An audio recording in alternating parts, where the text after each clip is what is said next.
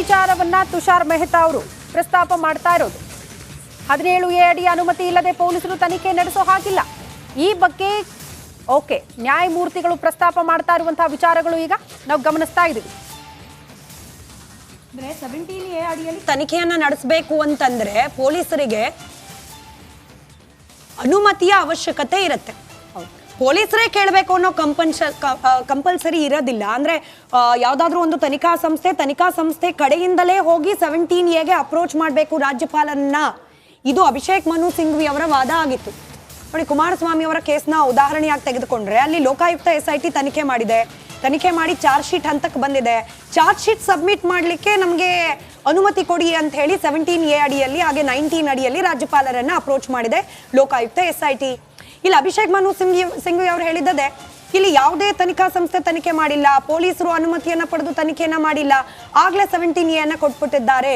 ಆದ್ರೆ ತುಷಾರ್ ಮೆಹ್ತಾ ಅವರು ವಾದ ಮಂಡನೆ ಮಾಡ್ತಾ ಇದ್ದಾರೆ, ಪೊಲೀಸರೇ ಅನುಮತಿಯನ್ನ ಕೇಳಬೇಕು ಅಂತಿಲ್ಲ. ಇನ್ಫ್ಯಾಕ್ಟ್ ಪೊಲೀಸರು ತನಿಖೆಯನ್ನ ಮಾಡಬೇಕು ಅಂತಂದ್ರೆ 17A ಅಡಿಯಲ್ಲಿ ಅನುಮತಿ ಅವಶ್ಯಕತೆ ಇರುತ್ತೆ. ಎರಡೂ ಕೂಡ ಸಪರೇಟ್ ಆದ ಸಿನಾರಿಯೋ. ಪೊಲೀಸರೇ ಕೇಳಬೇಕು ಅಂತಿಲ್ಲ, ಬಟ್ ಪೊಲೀಸರು ತನಿಖೆಯನ್ನ ಮುನ್ನಡೆಸಬೇಕು ಅಂದ್ರೆ 17A ಅಲ್ಲಿ ಬೇಕಾಗತ್ತೆ. ಈಗ ದೂರುದಾರರು ಅನುಮತಿಯನ್ನ ಕೇಳಿರೋದು ಯಾಕೆ? ನ್ಯಾಯಾಲಯಗಳಲ್ಲಿ ಅಂದ್ರೆ ಜನಪ್ರತಿನಿಧಿಗಳ ನ್ಯಾಯಾಲಯದಲ್ಲಿ 2 ಸಪರೇಟ್ ಕಂಪ್ಲೇಂಟ್ ಏನ್ ರಿಜಿಸ್ಟರ್ ಆಗಿದೆ. ನ್ಯಾಯಾಲಯಗಳು ಆ ಕಂಪ್ಲೇಂಟ್ ಅನ್ನ ಕೈಗೆತ್ತಿಕೊಂಡು ಮುಂದೆ ತನಿಖಾ ಸಂಸ್ಥೆಗಳಿಗೆ ತನಿಖೆಗೆ ಅನುಮತಿ ನೀಡಬೇಕು ಅಂತಂದ್ರೆ ಆ ತನಿಖೆಯನ್ನ ತನಿಖಾ ಸಂಸ್ಥೆಗಳು ಕೈಗೆತ್ಕೊಳ್ಬೇಕು ಅಂದ್ರೆ 17A ಅವಶ್ಯಕತೆ ಬರುತ್ತೆ. ಹೀಗಾಗಿ ಪೂರ್ವಭಾವಿಯಾಗಿಯೇ ರಾಜ್ಯಪಾಲರ ಬಳಿಯಲ್ಲಿ 17Aಗೆ ಅನುಮತಿಯನ್ನ ಕೇಳ್ತಾ ಇದ್ದಾರೆ. ಪೊಲೀಸರ ತನಕ ಹೋಗಿ ಅದಾದ ಮೇಲೆ ಕೇಳಬೇಕು ಅನ್ನೋ ಕಂಪಲ್ಷನ್ ಇಲ್ಲ.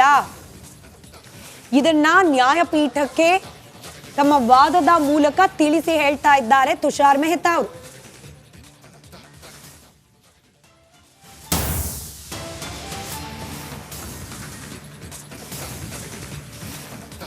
ಸಚಿವ ಸಂಪುಟದ ಸಲಹೆ ಹಾಗೆ AG ಅವರ ಸಲಹೆ, CM ಉತ್ತರ ಎಲ್ಲವೂ ಕೂಡ ಕಾಪಿ ಅಂತ ಮಾಡ್ಕೊಳ್ಳಿ, ಅದನ್ನ ಸ್ಪೆಲ್ಲಿಂಗು ಎನಿವೆ ಇದೆಲ್ಲವೂ ಕೂಡ ಉಲ್ಲೇಖ ಮಾಡಲಾಗಿದೆ. ಸಚಿವ ಸಂಪುಟದ ಸಲಹೆ, AG ಸಲಹೆ, CM ಉತ್ತರ ಎಲ್ಲವೂ ಕೂಡ ರಾಜ್ಯಪಾಲರ ನೋಟಿಸ್ನಲ್ಲಿ ಅವರ ಟಿಪ್ಪಣಿಯಲ್ಲಿ ಕಾಪಿ ಪೇಸ್ಟ್ ಆಗಿದೆ. ಯಾವ ಮಟ್ಟಕ್ಕೆ ಅಂದ್ರೆ ಕಾಮಾ ಫುಲ್ ಸ್ಟಾಪ್ ಸಮೇತ ಎಲ್ಲೂ ಮಿಸ್ ಮಾಡಿಲ್ಲ.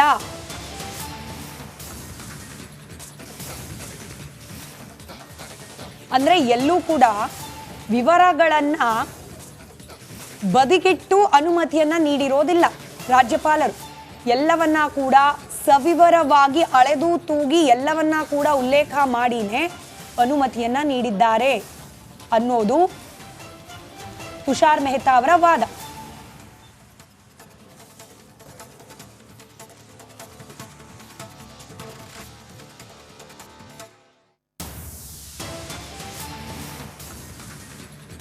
ನೋಡಿ, ಪ್ರತಿ ಕ್ಷಣ ಹೈಕೋರ್ಟ್ನಲ್ಲಿ ಯಾವ ರೀತಿ ವಾದ ಪ್ರತಿವಾದ ಆಗ್ತಾ ಇದೆ ಅನ್ನೋದ್ರ ಬಗ್ಗೆ ರಿಪಬ್ಲಿಕನ ಇಂಚಿಂಚು ಮಾಹಿತಿನ ನಿಮ್ಮ ಮುಂದೆ ಇಡ್ತಾ ಇದೆ. ಒಟ್ಟಿನಲ್ಲಿ ಬಹಳ ಸ್ಪಷ್ಟ.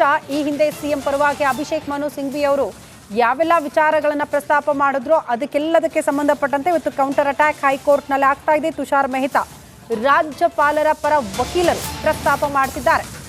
ಮತ್ತೊಂದು ಅಪ್ಡೇಟ್ ಲಭ್ಯವಾಗ್ತಾ ಇದೆ. ರಾಜಭವನ ತಲುಪಿದೆ ಕಾಂಗ್ರೆಸ್ ಪಾದಯಾತ್ರೆ. ಒಂದ್ ಕಡೆ ಹೈಕೋರ್ಟ್ ಟೆನ್ಷನ್ CM ಸಿದ್ದರಾಮಯ್ಯನವ್ರಿಗೆ, ಮತ್ತೊಂದು ಕಡೆ ರಾಜಭವನ ಚಲೋ. ಶಾಸಕರು ಸಂಸದರು ಎಲ್ಲರೂ ಕೂಡ ಜೊತೆಗೂಡಿ ರಾಜಭವನಕ್ಕೆ ಎಂಟ್ರಿ ಕೊಟ್ಟಾಗಿದೆ. ರಾಜಭವನ ತಲುಪಿದೆ ಕಾಂಗ್ರೆಸ್ನ ಪಾದಯಾತ್ರೆ. DK ಶಿವಕುಮಾರ್ ನೇತೃತ್ವದಲ್ಲಿ ರಾಜಭವನಕ್ಕೆ ಎಂಟ್ರಿ. ಶಾಸಕರು ಸಂಸದರು ಎಲ್ಲರೂ ಕೂಡ ರಾಜಭವನಕ್ಕೆ ಎಂಟ್ರಿ ಕೊಟ್ಟಿದ್ದಾರೆ. ಬಿಜೆಪಿ ನಾಯಕರ ಹಲವು ಹಗರಣಗಳನ್ನ ಮುಂದಿಟ್ಟುಕೊಂಡು ಪ್ರಾಸಿಕ್ಯೂಷನ್ಗೆ ಅನುಮತಿ ಕೊಡಬೇಕು ಅಂತ ಒತ್ತಾಯಿಸಿ ರಾಜಭವನ ಚಲೋ. ಮುಯಿಗೆ ಮುಯಿ ಅನ್ನೋ ರೀತಿಯಲ್ಲಿ ಕಾಣಿಸ್ತಾ ಇದೆ ರಾಜ್ಯ ರಾಜಕಾರಣದಲ್ಲಿ ಸದ್ಯ ಆಗ್ತಾ ಇರುವಂತಹ ಬೆಳವಣಿಗೆ. ಯಾವಾಗ CM ಸಿದ್ದರಾಮಯ್ಯನವರ ಪ್ರಾಸಿಕ್ಯೂಷನ್ಗೆ ಅನುಮತಿ ಆಯಿತೋ ಈ ಮೂಡಾ ವಿಚಾರಕ್ಕೆ ಸಂಬಂಧಪಟ್ಟಂತೆ ಆಗಿನಿಂದಲೇ ನಾವು ಬಿಡಲ್ಲ, ನಿಮ್ಮ ಹಗರಣಗಳನ್ನು ಕೂಡ ಬಯಲಿಗೆಳಿತೀವಿ, ನಿಮ್ಮ ಹಗರಣಗಳಿಗೆ ಸಂಬಂಧಪಟ್ಟಂತೆ ಪ್ರಾಸಿಕ್ಯೂಷನ್ಗೆ ಅನುಮತಿ ಕೊಡಲೇಬೇಕು ಅಂತ ರಾಜ್ಯಪಾಲರನ್ನ ಒತ್ತಾಯಿಸಿ ಈಗ ರಾಜಭವನ ಚಲೋ ಕಾರ್ಯಕ್ರಮ. ಕಾಂಗ್ರೆಸ್ ನಾಯಕರು ಆಲ್ರೆಡಿ ರಾಜಭವನ ಎಂಟ್ರಿ ಆಗಿದೆ. ರಾಜ್ಯದ ಜನ ಎಲ್ಲವನ್ನ ಕೂಡ ನೋಡ್ತಿದ್ದಾರೆ. ಜನರ ಮುಂದೆ ಬಿಜೆಪಿ ನಾಯಕರ ಹಗರಣ ಏನು ಕಡಿಮೆನಾ? ಅವರು ಕೂಡ ತಪ್ಪು ಮಾಡಿದ್ದಾರೆ, ಅವ್ರದ್ದು ಕೂಡ ತನಿಖೆ ಆಗಬೇಕು ಅನ್ನೋ ರೀತಿಯಲ್ಲಿ ಆ ಸಂದೇಶವನ್ನ ತಲುಪಿಸುವಲ್ಲಿ ಕಾಂಗ್ರೆಸ್ ನಾಯಕರು ಈ ರಾಜಭವನ ಚಲೋ ಹಮ್ಮಿಕೊಂಡಿದ್ದಾರೆ. ಆಲ್ರೆಡಿ ರಾಜಭವನ ಎಂಟ್ರಿ ಆಗಿದೆ. ಸಿದ್ದರಾಮಯ್ಯ ಎಐ ತಂತ್ರಜ್ಞಾನ ಬಳಸಬಹುದಿತ್ತು. ಬೆಂಗಳೂರು ಐಟಿ ಸಿಟಿ ಎಐ ಬಳಸಬಹುದಿತ್ತು. ಸಿದ್ದರಾಮಯ್ಯ ಅದನ್ನ ಮಾಡಿಲ್ಲ. ತುಷಾರ್ ಮೆಹ್ತಾ ಅವರು ತಮ್ಮ ವಾದ ಮಂಡನೆ ಮುಂದುವರೆಸಿದ್ದಾರೆ. ಸಿದ್ದರಾಮಯ್ಯನವರು ಆರ್ಟಿಫಿಷಿಯಲ್ ಇಂಟೆಲಿಜೆನ್ಸ್ ಆ ತಂತ್ರಜ್ಞಾನ ಬಳಸಬಹುದಾಗಿತ್ತು. ಬೆಂಗಳೂರು ಐಟಿ ಸಿಟಿ, ಹಾಗಾಗಿ ಈ ಎಐ ತಂತ್ರಜ್ಞಾನ ಬಳಸಬಹುದಾಗಿತ್ತು, ಬಟ್ ಅದನ್ನು ಕೂಡ ಮಾಡಲಿಲ್ಲ ಅಂತ ತುಷಾರ್ ಮೆಹ್ತಾ ಅವರು ತಮ್ಮ ವಾದದಲ್ಲಿ ಈ ಅಂಶವನ್ನ ಪ್ರಸ್ತಾಪ ಮಾಡ್ತಿದ್ದಾರೆ. ಅವರು ಬಹಳ ಸ್ಪಷ್ಟವಾಗಿ ಹೇಳ್ಬಿಟ್ರು, ಸಿಎಂ ಸಿದ್ದರಾಮಯ್ಯನವರು ಆರೋಪಿ ಸ್ಥಾನದಲ್ಲಿದ್ದಾರೆ. ಮೂರು ದೂರುಗಳು ಬಂತು. ರಾಜ್ಯಪಾಲರು ತಮ್ಮ ವಿವೇಚನೆ ಅನುಸಾರ ನಿರ್ಧಾರ ಕೈಗೊಂಡ್ರು. ಸಂಶಯ ಬಂತು, ದೂರಿನ ವಿಚಾರಕ್ಕೆ ಸಂಬಂಧಪಟ್ಟಂತೆ ಇದು ತರಾತುರಿಯ ನಿರ್ಧಾರ ಅಲ್ಲ ಅಂತ. ಈಗ ಮುಂದುವರೆದು ಎಐ ತಂತ್ರಜ್ಞಾನದ ಬಗ್ಗೆ ಅವರು ಏನೋ ಪ್ರಸ್ತಾಪ ಮಾಡ್ತಿದ್ದಾರೆ. ತುಷಾರ್ ಮೆಹ್ತಾ ಅವರು Bengaluru IT city, IT hub ಅಂತೆಲ್ಲ ಹೇಳ್ತೀವಿ, ಆರ್ಟಿಫಿಷಿಯಲ್ ಇಂಟೆಲಿಜೆನ್ಸ್ ತಂತ್ರಜ್ಞಾನ ಬಳಸಬಹುದಾಗಿತ್ತಲ್ಲ, ಸಿದ್ದರಾಮಯ್ಯನವರು ಅದನ್ನ ಬಳಕೆ ಮಾಡಲಿಲ್ಲ ಅಂತ ತುಷಾರ್ ಮೆಹ್ತಾ, ರಾಜ್ಯಪಾಲ ಅವರ ಪರವಾಗಿದ್ದಂಥ ವಕೀಲರು ಈ ಅಂಶವನ್ನ ಪ್ರಸ್ತಾಪ ಮಾಡ್ತಿದ್ದಾರೆ.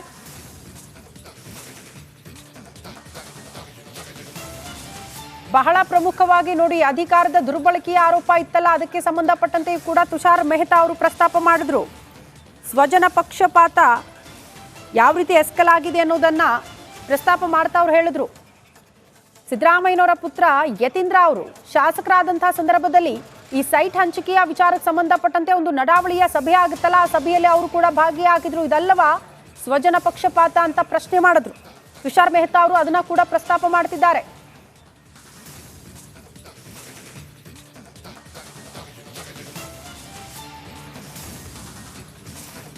ಕ್ಯಾಬಿನೆಟ್ ನಿರ್ಧಾರ ಪರಿಗಣಿಸಬೇಕಿಲ್ಲ, ಅದನ್ನ ಪಾಲನೆ ಮಾಡಲೇಬೇಕು ಅನ್ನುವಂಥ ನಿಯಮ ಕೂಡ ಇಲ್ಲ. ರಾಜ್ಯಪಾಲರು ತಮ್ಮ ವಿವೇಚನೆಯ ಅನುಸಾರ ನಿರ್ಧಾರ ಕೈಗೊಂಡಿದ್ದಾರೆ ಅಂತ. ಸಿಎಂ ಪ್ರಕರಣದಲ್ಲಿ ಕ್ಯಾಬಿನೆಟ್ ವಿವೇಚನೆ ಬಳಸಿಲ್ಲ, ಸಿಎಂ ಪರವಾಗಿಯೇ ನಿರ್ಣಯ ಮಾಡಿದೆ. ತುಷಾರ್ ಮೆಹ್ತಾ ಅವರ ವಾದ ಇದು. ಸಿಎಂ ಕ್ಯಾಬಿನೆಟ್ ಮೇಲೆ ಪ್ರಭಾವ ಬಳಸಿದ್ದಾರೆ. ಸಿಎಂ ಪ್ರಕರಣದಲ್ಲಿ ಕ್ಯಾಬಿನೆಟ್ ವಿವೇಚನೆ ಬಳಸಿಲ್ಲ, ಹಾಗಾಗಿ ಅದನ್ನ ಪರಿಗಣಿಸಿಲ್ಲ ರಾಜ್ಯಪಾಲರು ಅನ್ನುವಂತಹ ವಿಚಾರವನ್ನ ತುಷಾರ್ ಮೆಹ್ತಾ ಅವರು ಪ್ರಸ್ತಾಪ ಮಾಡ್ತಿದ್ದಾರೆ. ಈ ಕ್ಯಾಬಿನೆಟ್ನಲ್ಲಿ ಕೈಗೊಂಡಿರುವಂತಹ ನಿರ್ಧಾರದಲ್ಲಿ ಸಿಎಂ ಇರಲ್ಲ, ಕಾರಣ ಅವರ ಮೇಲೆ ಬಂದಿರುವಂತಹ ಆರೋಪ ಇದೆಯಲ್ಲ, ಹಾಗಾಗಿ ತಮ್ಮ ಅಧಿಕಾರವನ್ನ ಒಂದು ದಿನದ ಮಟ್ಟಿಗೆ ಆ ಸಭೆಗೆ ಸಂಬಂಧಪಟ್ಟಂತೆ ಡಿಸಿಎಂ ಡಿಕೆ ಶಿವಕುಮಾರ್ ಅವರಿಗೆ ವಹಿಸಿದ್ರು.